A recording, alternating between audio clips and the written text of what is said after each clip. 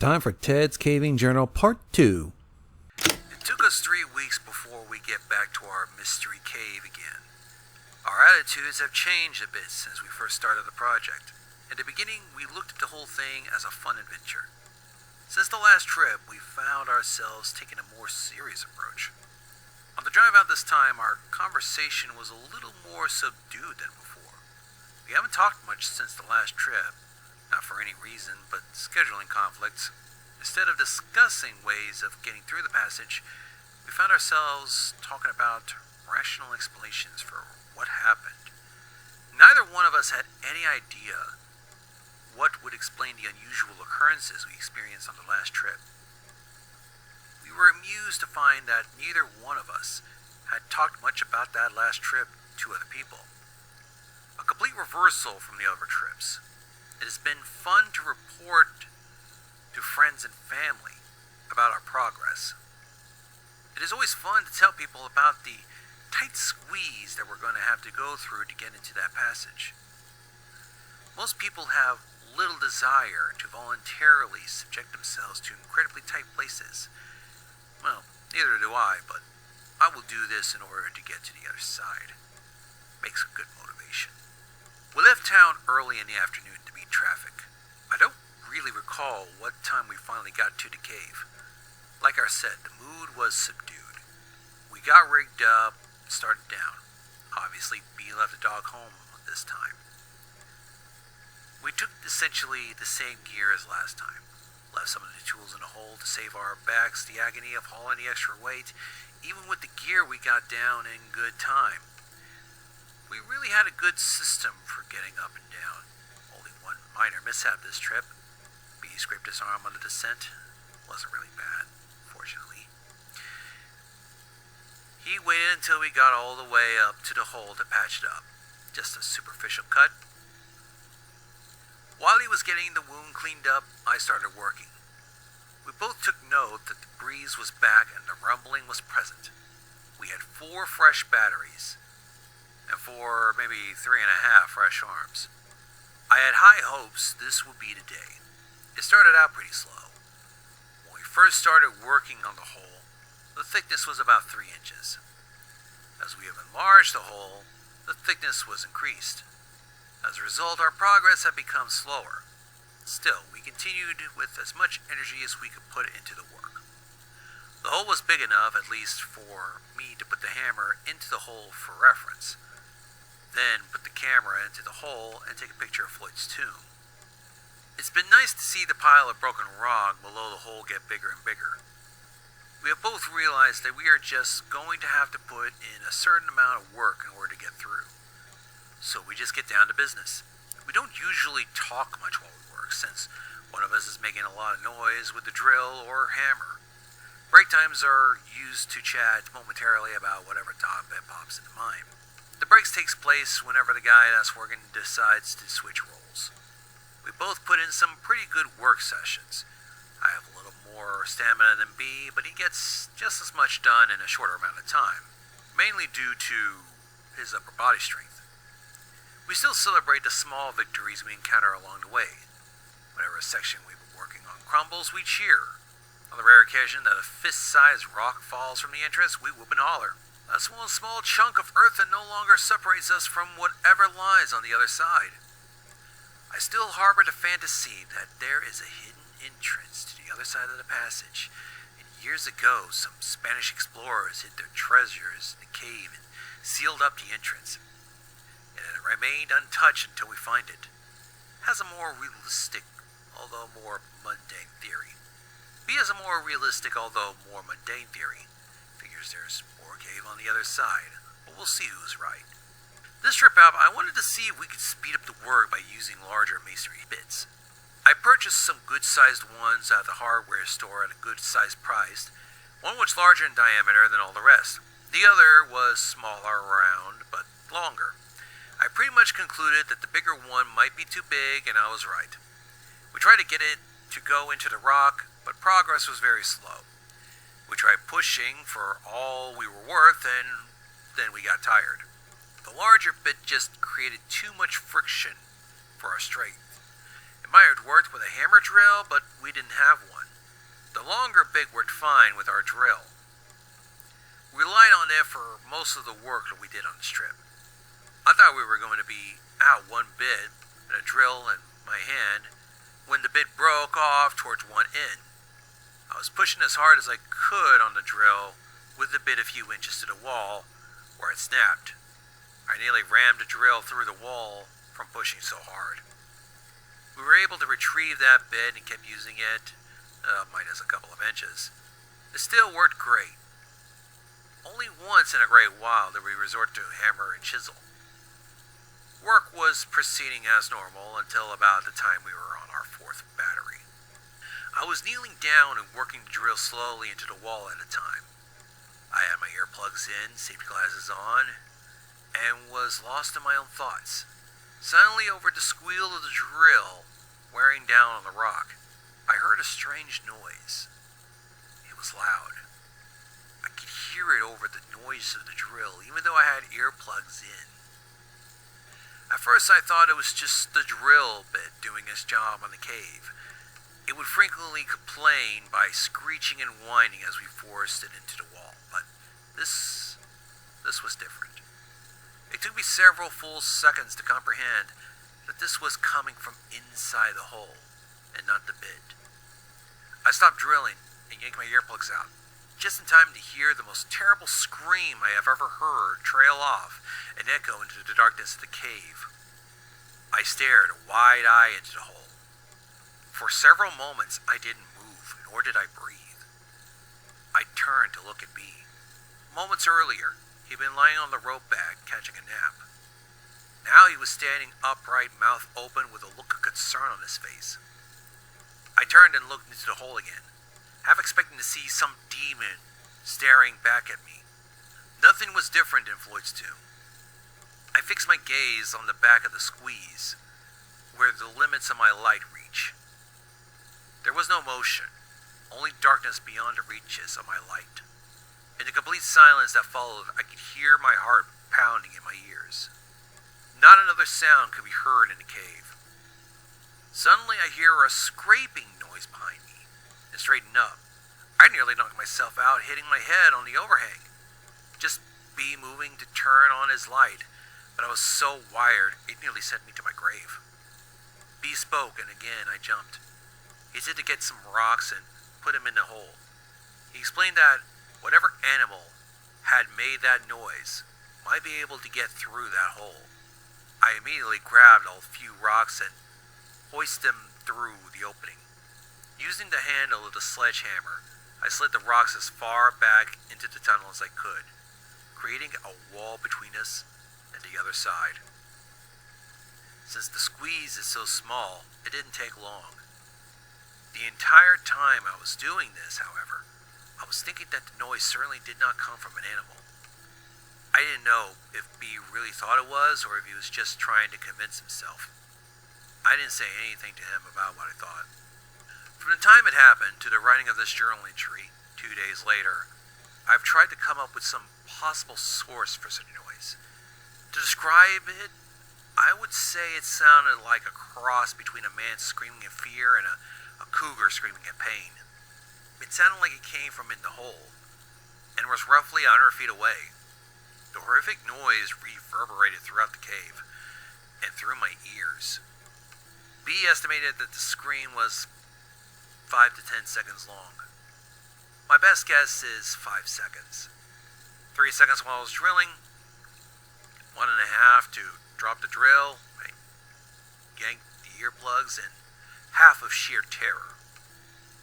It's difficult to tell how much time passes when you're listening to a solo from the depths of Hades. After I filled the back of the passage with rocks, we just sat there listening to the silence. My breathing was a lot more rapid than usual. Neither of us spoke for quite some time. Finally, B suggested we get back to work, but keep an eye out for movement in the hole. We put a light in the passage that shined to the back of Floyd's tomb. It was only at this point that we realized the wind had stopped again and the rumbling could no longer be heard. To say I was nervous would be an understatement. I didn't say anything to B, nor him to me. back to the drilling. B took over the work, which was fine with me. I wasn't exactly worn out, but I didn't mind being further from the hole. B would stop from time to time and listen. I just sat, watched him with my light on. I wasn't close to the entrance to the hole, but I still found myself looking behind me down the passage to the still water. Every time my light would cast an unusual shadow, my heart would jump. My imagination was running wild. Oddly, B seemed to be less concerned about the strange noise than me. After a short time, he seemed to be focused entirely on getting through this passage. I was still straining to listen above the sound of the drill. I heard nothing but the now familiar sound of carbide on stone. As I contemplated the possible scenarios that play out on the other side of the passage, I found myself strangely getting somewhat excited again about getting through. Might have been fatigue taking its toll on my mind, or the thought of something valuable on the other side. My thoughts were broken when B let out a yell, possibly a cuss word. He said the drill battery was dying, but he hadn't quite broken off the large, relatively section that we were working on. He set the useless drill aside and picked up a hammer and bullpen. He started wailing away at the hole created by the bit, but after nearly 10 solid minutes of hammering, he sat back against a rock, sweating and nearly out of breath. The bullpen was still protruding from the cave wall, and he held the hammer towards me, inviting me to take a few swings. I held my hand and shook my head. I've been ready to exit this cave for quite a while now. He didn't press the issue, and without speaking, we both started gathering the gear we were going to take out. Once again, we stashed some of the tools in the passage. I was first to start towards the top of the cave. Several times I had to stop and wait for B, not because he was moving slow. I was just more than eager to get out. Few times have I felt better than that night, stepping out into the chilly air. My journal talks about the rest of the evening, our dinner, our decision to get a motel and come back the next day, our lengthy discussion on the strange sounds we've heard, another mediocre night's sleep. I cannot believe that we were so willing to get right back into the cave after hearing that scream. Part of the reason I went along with the idea was because B seemed so indifferent to any possible dangers. Even if it were an animal, which I did not believe but could offer no other better explanation, weren't we possibly putting ourselves in harm's way? In retrospect, I still have difficulty understanding our thought process at the time. We were just so eager, too eager, to discover virgin cave passages. I now think it could be summed up with one word: testosterone. February 13th. It's amazing what a couple good meals and a little sleep can do for someone's attitude. Even though we still have memories of the strange noise fresh in our minds, we relit our fire of enthusiasm. The other side of the passage seemed so close. We were sure this would be the day. We got to the cave and started to work our way down the hole. Getting back into the darkness of the cave brought back the memories of the night before. The sight of the circle of rock illuminated by our headlamps. The smell of dirt in the air.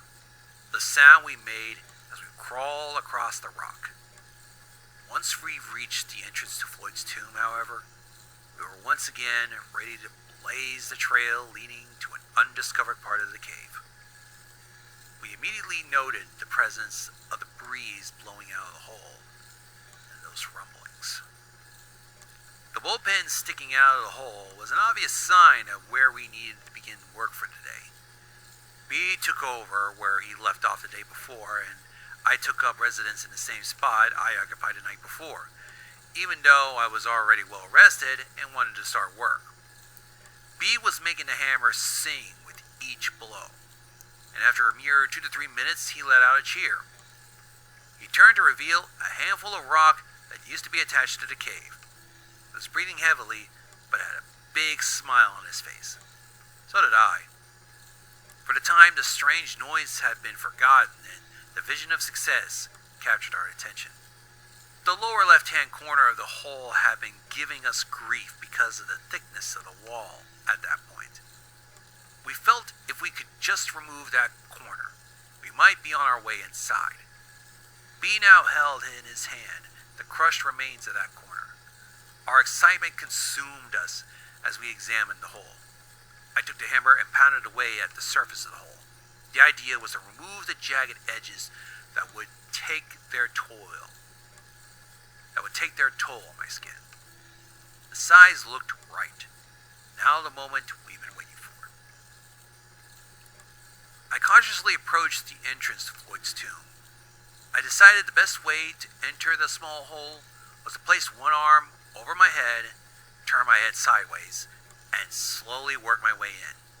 I soon determined this was not going to work. The hole was still small.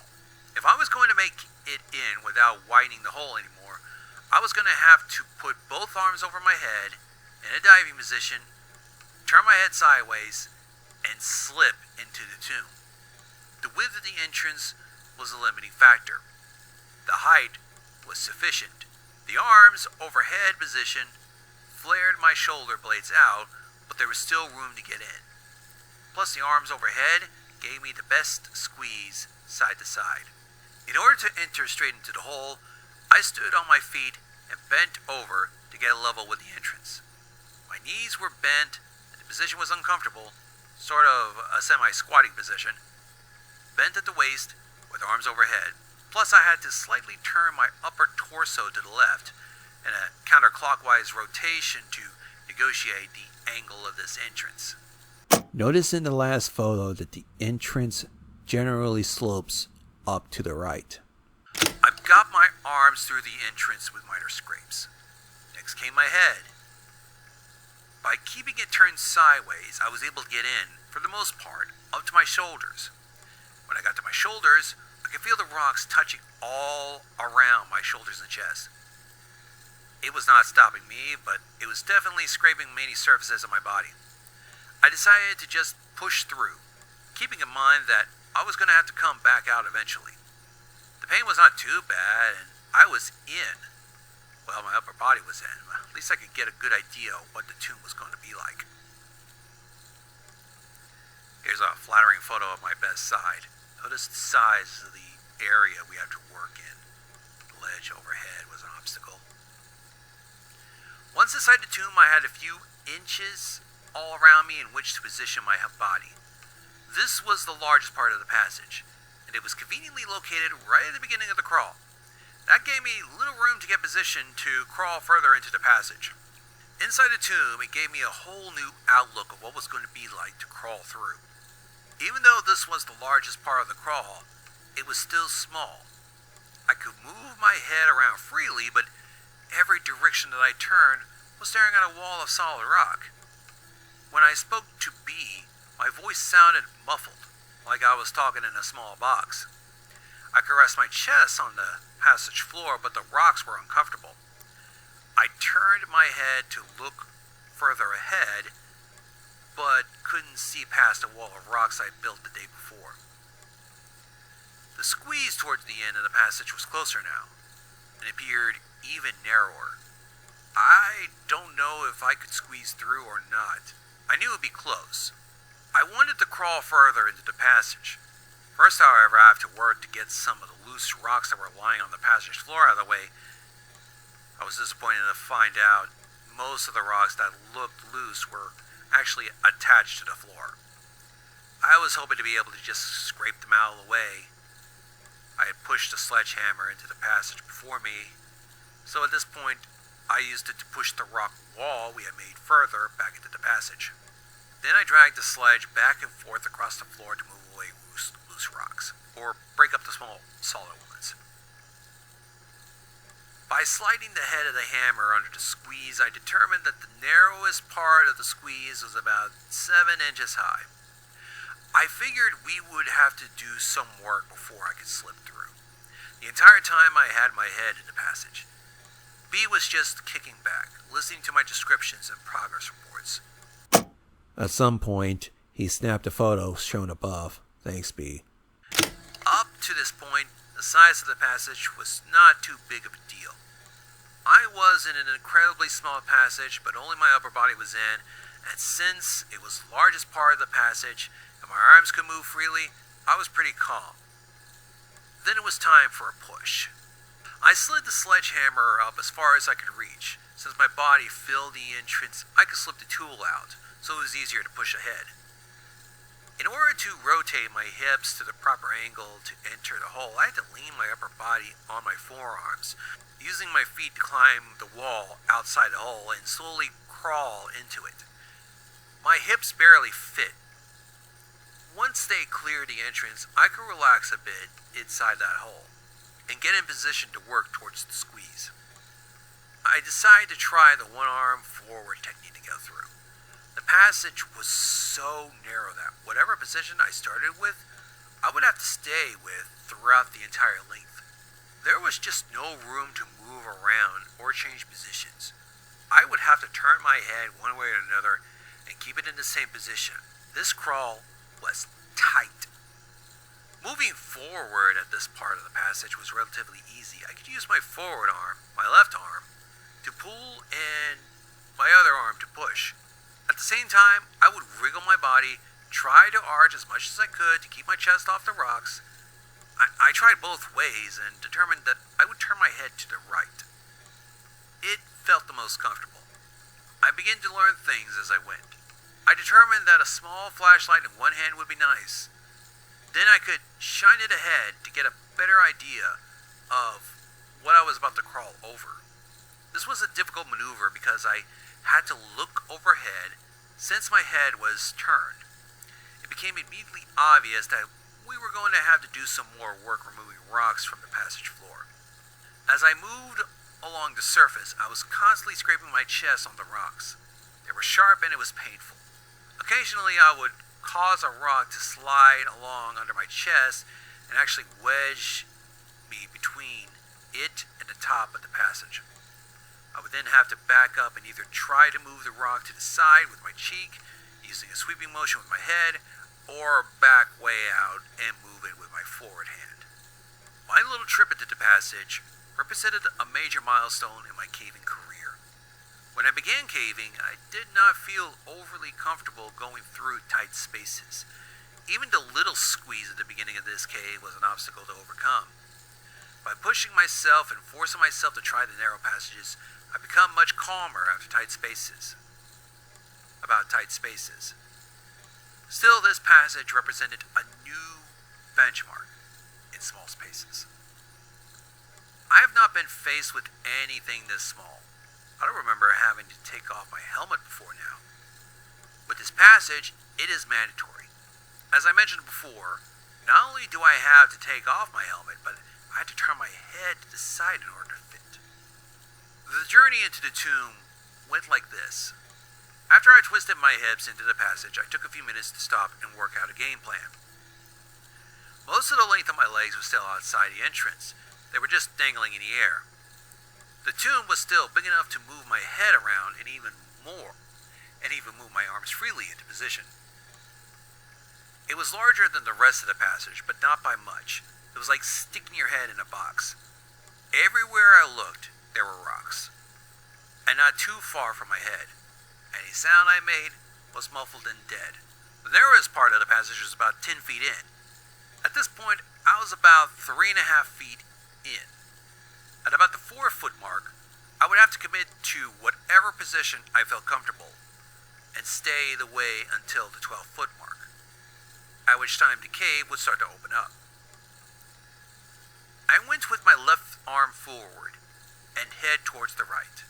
B gave me a flashlight that I held in my left hand. As I inched forward, I would try to brush the loose rocks away with my left arm. This was somewhat successful, but there were a lot of rocks I missed out or couldn't move. As mentioned, the first little bit of the crawl moved along fairly quickly, since there was a little room above me to negotiate a passage. Then the wall started to close in around me. I had a few extra inches on each side of me, but the top of the crawl was getting very low. At about the 7-foot mark, I could feel the top rubbing my back as I would arch. After another half foot, I couldn't arch anymore. I had to just push ahead with my toes and pull with my forward arm. I decided it would be a good time to see if I could back out. I tried and it was pretty easy. It gave me a lot more confidence. Still, I had B tie webbing to my feet, just in case he had to pull me out. My neck was starting to get sore from being cranked to the side. My head was getting heavy, but to rest it the only option I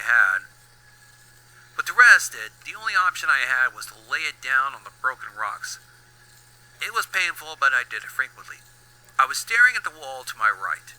It was a mere 4 or 5 inches from my face. Most of the time I wasn't watching the wall. Either I had my eyes closed, which I sometimes do when I go through a tight spot, or the light wasn't shining in that direction that did me any good. It was very quiet in the tomb, other than my own breath. I was breathing heavy from the effort it took to move. Thankfully, the breeze was present and cooled me off. I lifted my head and, carefully touching the ceiling from time to time, I could gauge the size of the passage that my body would soon pass through. Much like a cat using its whiskers to gauge an opening in a fence. At the 7.5-foot mark, I could tell things were about to get real tight. While laying in the darkness, in a passage deep within a cave, one is in a unique position to ponder. A mountain literally resting on top of me, the entire earth lying below. One tiny movement of earth, and I would cease to exist. Or worse, to recognize the fear shared by Floyd Collins as he lay there, trapped for days deep within the heart of Mother Earth, incapable of freeing himself from his earthen prison. Picture yourself in my position, lying on your stomach. Your left arm is extended over your head. Your right arm is at your side, having only a few inches to which to move. Your arms and hands are sore and bleeding from crawling and pulling yourself across broken rocks. Your entire body is resting on the rocks.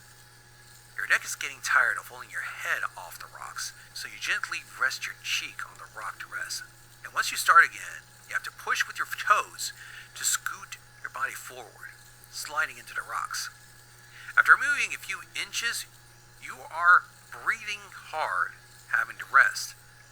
As you inhale, you feel your back pressing hard against the top of the squeeze, taking several minutes before you recover enough to press forward. The entire time you're lying there, you think about how you're going to get back out, and what if? Well, that's pretty much what I was going through at that point in the passage. I decided that this would be a good time to throw in a photo of the squeeze. The photo was actually taken on a different trip, but it shows how tight things were at that point in the passage. Notice my head turned to the side, not by choice, and you can see how I would rest my cheek on the rocks. You can also see how difficult it is to look above me. My arms are pinned to my side. I later determined that would be the best position. There is virtually no space between the top of the passage and my back. Tight, and definitely not for the claustrophobically inclined. When I reached the point where my back was rubbing and I could feel with my head, the passage was not getting bigger. I knew I was most likely not going to get through. Still, I decided to give it one more push. If I had been in this position a year ago, I would have been in a state of panic, but not today. I was pretty pumped. I took a few minutes to rest, then I went for it. I exhaled completely all the air in my lungs, which can cause my chest to collapse enough to scoot forward a few inches. Because it takes so much effort to scoot, I only went a few inches before I had to stop and breathe. As I inhaled, my chest pressed hard against the floor, and my back against the top. It took a little longer to get my breath back. Unbelievably, I did it again. Exhale, scoot, rest. Again, only a few inches. Repeat. I took a few extra minutes to enjoy the position. Well, I put enjoy in quotes. small passage. Wow. I could not believe how relaxed I was. I tried one more time to exhale and scoot. My back was rubbing too much to continue. Despite the failed effort, I was psyched.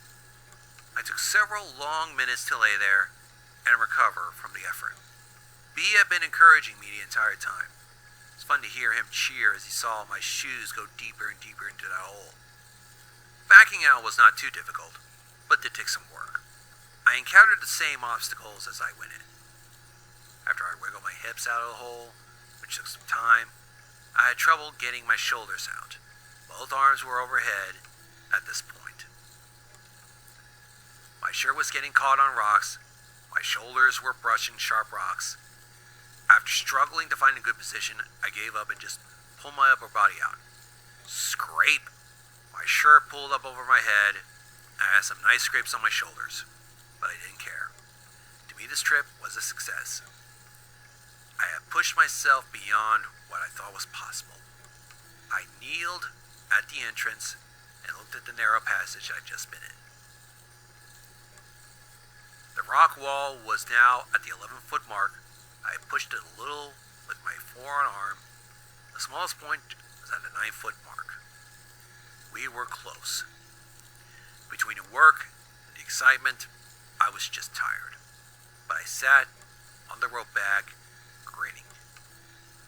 Phew, what a trip. The rest of the journal entry talks about the usual.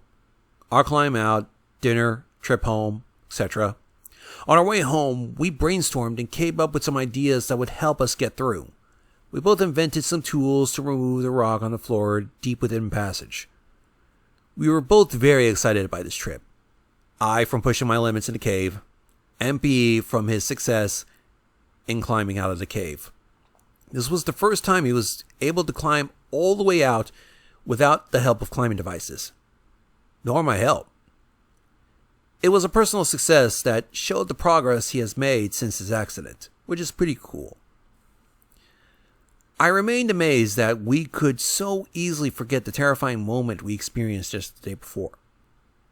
All had been forgotten, with the strange noise being blamed, in our minds, on some rational, harmless explanation.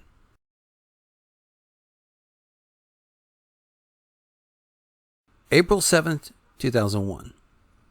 Prior to going back out to the mystery cave again, we spent a lot of time preparing. We made a squeeze box, which is a wooden box, the opening of which can be adjusted in size. We could then crawl through that opening and measure to see how tight of a squeeze we could fit through. From that, we were able to determine that I need about 8 inches in height to get through the smallest portion of Lloyd's tomb. That meant we would have to scrape about an inch from the floor of the passage. We also learned that the best position I would need to get through the passage would be on my stomach, arms by my side, and of course my head would be turned one way or the other. That position allowed my shoulder blades to drop to their lowest point. In order to move, I would need to push forward or back up with my toes. Sounds difficult, but it felt adequate. Later it proved to work sufficiently. The second thing we did to prepare was to construct the tools we invented to work with in the cave. I came up with a clever way to chip away inside of the passage without having to climb inside.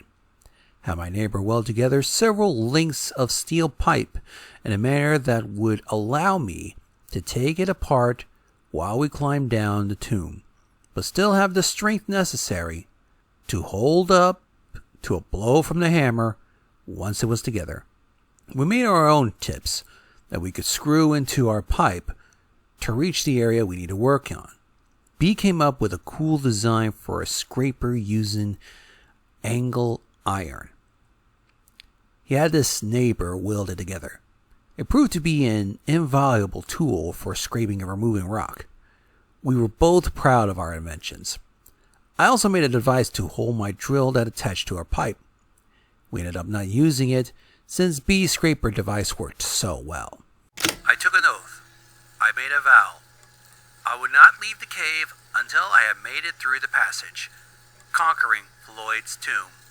This would be the trip. It had been a long time since we had been out to the mystery cave. We had been busy, though. We had made the tools we talked about, and it was fun coming up with these ideas for the tools. Also, we made a squeeze box to determine the best technique for getting through the tight spot. And we knew about how much rock we needed to remove before we could get through. We were excited to get back out to the cave to finish the project. Our climb down to the passage took a little longer than usual since we had extra tools to carry. Once we got down to the passage, we immediately got to work using B's scraping tool with the pipe I made. It worked like a charm. We could hammer the pipe on one end and the scraping tool on the other end dug into the rock. Then we could push the debris all the way through the passage and out of the way. When we needed to measure our progress, we would turn the scraper sideways in the passage to observe that clearance. We worked for about 2 hours before I had a desire to try the tomb. I just wanted to make sure I was going to make it through it the first try. B made one more sweep of the passage floor, clearing any loose rocks from where I would be crawling, and pushed the wall we had made to the back of the squeeze. I made preparations for the crawl by fashioning duct tape suspenders to prevent my shirt from sliding around while sliding across rock. I went with a flashlight in my hand, even though my hand would be at my side. I knew I would need it once I got through. As an expression of faith, I did not tie a rope to my feet. I was confident I was going to make it. And finally I made an attempt. Although I didn't mention it in my journal, we did notice the breeze was back, and the rumbling was present. Since we didn't do any work in the entrance, I had to go through the same dance routine to even enter the passage. Once I get my upper body through the hole, I shined the flashlight ahead of me to work out a plan of attack. The passage didn't seem any bigger than the last time I was there, but most of the work was done deeper in the squeeze. I paused for a few minutes, then twisted my hips to get my lower body in. I slowly inched forward as my entire body slowly filled the passage. Before I was completely in, I got into position for the push. I dropped both my hands to my side and turned my head to the right. Then I began to inch forward. Once my toes were inside the cave, I used them to push forward. To keep from scraping my body, I would walk using my shoulders, knees, and toes. Progress was slow but steady. This was fine by me.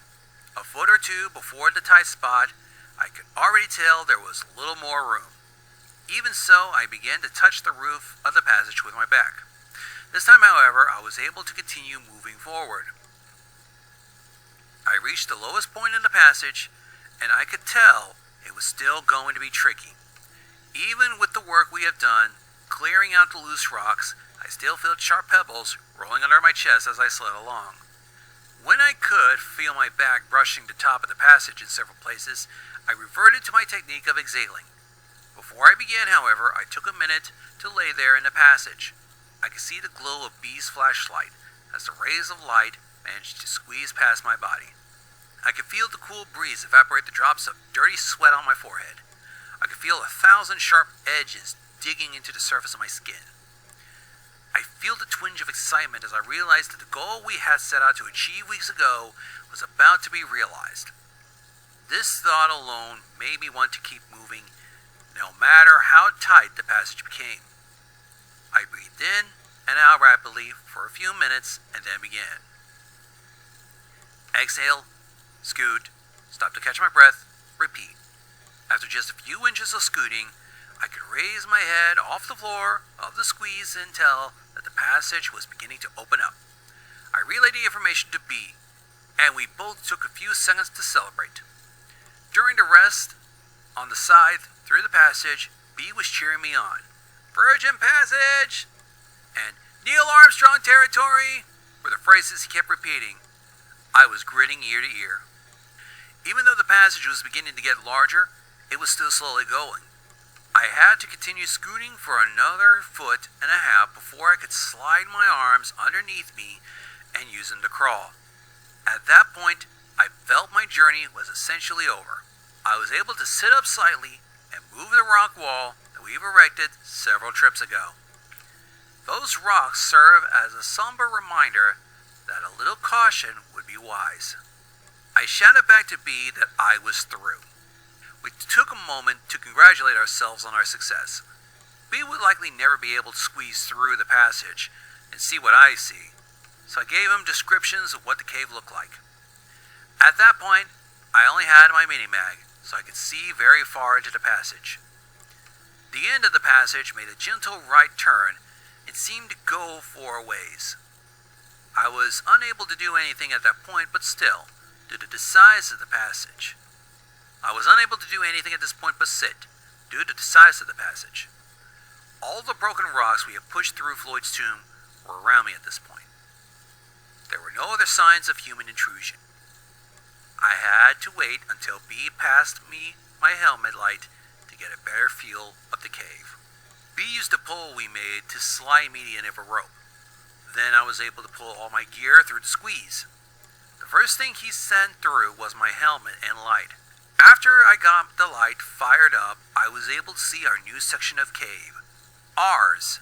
It was an exciting experience to see the results of hours of hard work over the course of several weeks. At this point, we still had no idea what the cave had to offer. The only thing I could see was the passage immediately following the squeeze. It was a narrow passage with a low ceiling. I would easily be able to get through it, but I would have to crawl. I began taking pictures so I could show B. I asked B how far he thought I should venture into this new cave, in light of the strange events that had occurred. For the first time, he too toned down his enthusiasm as he remembered the noises. He slid the pipe through the tomb with a loosened tip on the end. He said I could use it as a weapon if I ran into an animal or, well, anything. He told me to make sure we could hear each other as I progressed into the cave. Even though we were at least thinking of the possibility of running into trouble, we never really considered, in fact, that if I got into trouble, B would never be able to rescue me. And in fact, no one would be able to get me for many hours. If I were in serious trouble, as in hurt, there was no way anyone would be able to get me in time. But symbolic of the whole experience, we were focused on our goal, not the potential dangers we faced. So far, we have dodged the proverbial bullet. So far. I strapped my gloves and knee pads, grabbed my camera, and began my adventure. I crawled through the passage, Pictured above, which was about 20 feet long. At the end of the crawl, the cave bent slightly to the right. I would have to climb up a gentle slope, but then I would be able to stand by the end of the next section of the cave. The next section was about 40 feet long. In addition to having a higher ceiling, the walls were a little wider than the section I just crawled through. Both sections were relatively straight. The floor was covered in a rock which crunched as I crawled, and then walked across it. The walls were basically the same as much a mystery cave except pristine. It was obvious no one had been there before me. Upon closer examination of the walls, I found two delicate types of formations. The first resembled several chunks of grated cheese tied together on one end, with the rest of the cheese just flopping down. The second formation was just tiny strands of rock, thinner than human hair.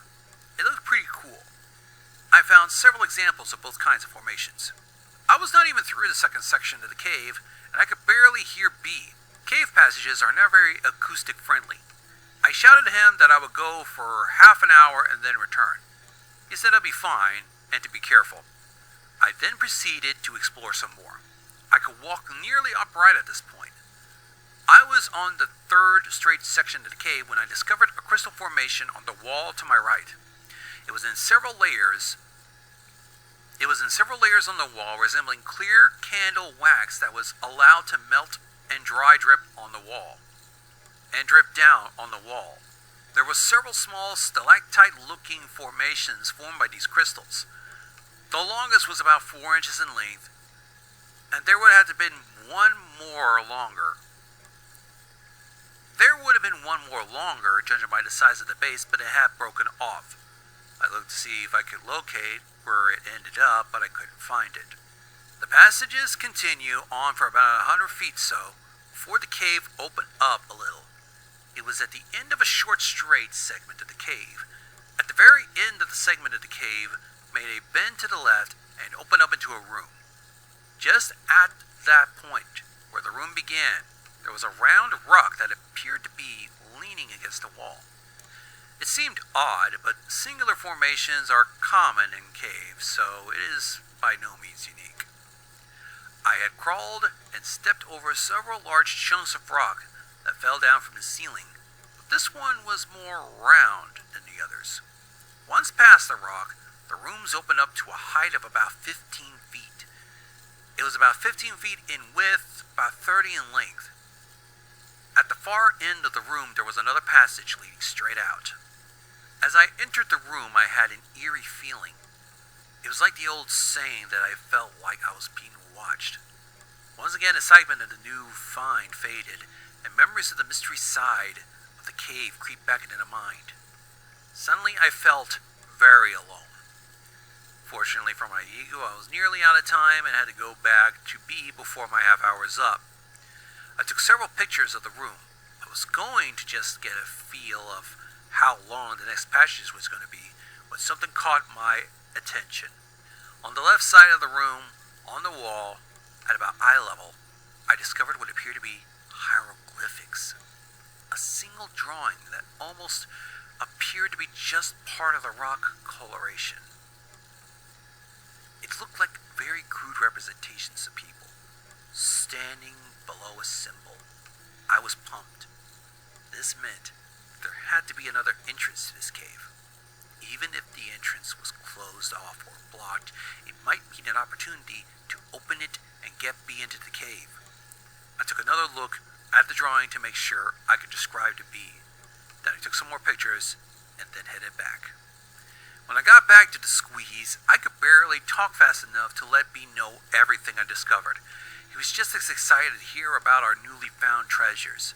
As we debated on what the next move would be, I began to send my gear back through the tomb to B. I told him it would be best if we get someone else to come back with me, in case something happened. He agreed. Once I got all my gear through, I was faced with the wonderful task of having to negotiate Floyd's tomb again. Theoretically, a person should be able to get out of a passage he just crawled through by simply reversing what he just did. If he contorts his body a certain way to get in, he should be able to get into the same position to get out. In practice, this may not prove to be possible or practical. Such was the case with the tomb. I determined in advance that I would attempt to go head first back into the squeeze. I knew that I could definitely make it by going feet first, but that would mean backing up all the way through the tomb. That would take a long time and be very exhausting. My only concern is going head first when I got to the end of the squeeze. I would have to go through the hole we have made without the benefit of being able to twist my body. Oh well, I chose to go head first and dealt with the exit when I got to it. I started into the squeeze very close to the tight spot, so at least I would have it over with soon. It turned out to be tricky getting through. I have to shift my hips to the right a little to get through, but I just keep plugging away at it. My hands were once again by my side, head was turned to the right, and I was scooting with my toes. And once again, I was using my head as a gauge to tell when I was at the right spot. Then, when I was past it, I seemed to get tired a little quicker on the way out, must have been from all the work we have done to get through. I was a little over halfway through when something bizarre happened. I was laying there taking a brief break when I heard a sound deep within the cave. It was the faint but distinct sound of rock sliding on rock. My blood froze in its veins. I couldn't move. I just lay there, straining to hear the sound again. Nothing. I quickly began to scoot toward the exit. I didn't mention the sound to B, but I did recall one of our earlier trips when B said he heard the same thing. The task of getting out of our hole turned to be as painful as I thought it would be. I had to put my arms overhead and force my shoulders through the hole. I definitely left some skin behind as I slipped through. It helped me. B helped me as I wiggled my upper body out of the passage. Then I could catch myself and ease my lower body out of the tomb. I was out. B and I shook hands and began to load up our gear. I was trying to listen to any sounds coming from the hole, but we were making too much noise while gathering our stuff. As much as I looked forward to getting into the passage, it was a relief to just get back out. That's pretty much how I felt about caves in general. Love to go in, but I feel good when I get back out again. Something strange happened with the pictures I took in the new part of the cave. The pictures I took leading up to the large room all turned out just fine. Strangely, none of the pictures taken in the room turned out. Pictures of the round rock and the hieroglyphics I saw, pictures taken before and after the room turned out great, but the negatives of the photos taken in the room were clear. Nothing. I remember what the hieroglyphics looked like, so I just drew a picture just to give you an idea what I saw. It's a crude drawing of what I saw, but it's accurate. First thing I thought of when I see was Blair Witch Project. Had the same feel to it. The symbol was in the center, and several figures that looked like people raising their hands were below this. This last picture before I entered the large room, at the end of the passage, partially hidden in shadows, the round rock that I saw. Same picture with the round rock outlined. Can't really tell from these pictures that what you're looking at is what it is, but they're the only ones I got of the round rock. April 14th, 2001. Only a couple days elapsed before B found someone who wanted to explore the passage with us. B told me he talked to a few other people who couldn't make it because of scheduling conflicts. He said they really grilled him for information about the cave and about the passage, but he wouldn't tell them which cave it was to ensure that we explored it in our satisfaction before we made it known to the public. Even the guy who ended up going with us did not know which cave until we were close to it, and he was sworn to secrecy that he would not reveal the location of the cave to anyone on the planet. And I won't identify him by name, I'll just call him Joe. Joe B. and I set out early in the morning to make sure that we could spend all the time we wanted in that new passage. When we got to the cave, we were able to rig up and descend rather quickly. It helps when you don't have to haul half a hardware store down into that cave. Joe was impressed by our work. Even B and I took a minute to pat ourselves on the back for all the hard work we put in, and for the fact that we made it through. Joe is a rather thin caver who had a lot of experience in caves. He said this might be the tightest squeeze he had been in, but it didn't bother him. I knew that physically he would be able to make it, since I was bigger than him and I made it. He was just as excited as us to get through and get caving, maybe more. He quickly got ready and was waiting to hear what the plan of attack was going to be. I figured I would send him through first since he was ready, and I would follow. B would pass our gear through and wait for us outside in the passage. It would give us 2 hours to return. That was nice of B to go down into the cave and babysit us. It gets boring sitting there in a cave. With our plans set, we were ready to roll. It was perhaps irresponsible for us not to tell Joe about all the unexplained events that occurred in the cave until after he had gone through. But what exactly do you tell someone? How many of the weird things did we need to reveal to him? We did not feel that we were in any danger, or we would not go into the cave ourselves. So we did not tell him a thing prior to him entering. And of course, when we did tell him afterwards, too late. I couldn't believe how easy Joe slipped through the passage. He said it was tight, but it sure didn't look like it. Once he got in, we passed him his gear, and then I started in. Even though I knew I could fit through, it was still a slow trip through the tomb. You can only go so fast when you're scooting with your toes. When I reached the tight spot of the squeeze, I had Joe snap a picture of me. I thought it would make a good photo. Once I got through, B started to relay my stuff to me. Then disaster struck. I had gone all the way in and turned around to pull my gear through. I had to kneel down and still crouch down low. I had just got my helmet, ironically, and light, and was turning around to feel the rope back to B when I smacked my head on top of the passage. Human skull versus solid rock. Rock won. I told B what happened, so he sent my first aid kit through. I was bleeding, but even worse, I didn't feel too good. I patched myself up, then told Joe I didn't think I'd better continue. He looked like a little kid who was told that Christmas would be canceled. Although I didn't like the idea of him exploring the cave without me, for selfish reasons, of course, I wanted him to at least see part of the cave for making the trip down there. I told him how far I'd go and how long it would take. Then I sent him on his way. As I lay there, I could hear him crawling into the darkness. His light disappeared after the first turn. I rested for a minute or two, then began my journey back through the squeeze. It was disappointing to get all the way to the cave and then not be able to explore it to its end. It was actually killing me. After I got through Floyd's tomb, which was painful, I sat down and munched on a Cliff Bar. Whoopi and I chatted.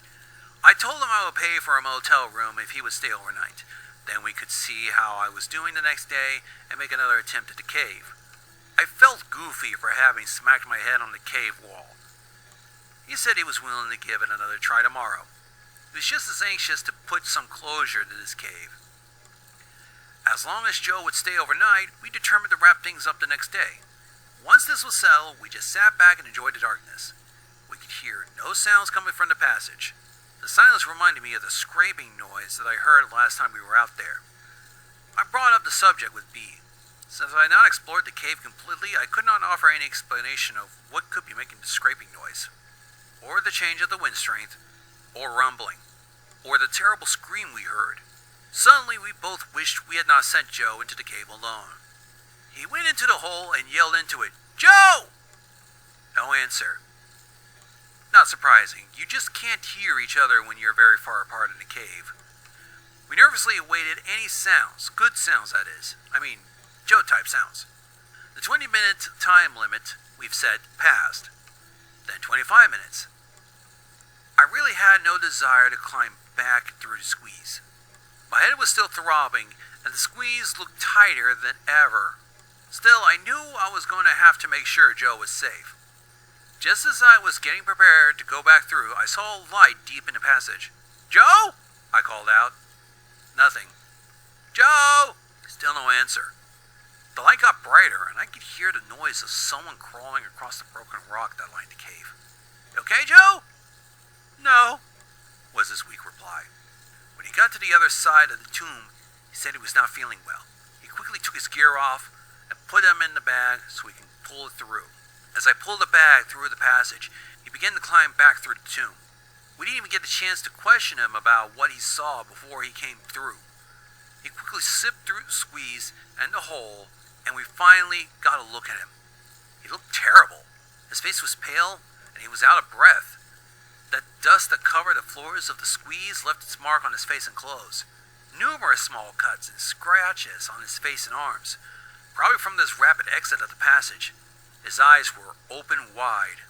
We only had a brief moment to look at the change that had occurred to Joe before he started to head up, out of the cave, without saying a word. While Joe and B started to surface, I took a minute to gather our gear. Then I stopped to listen into the passage.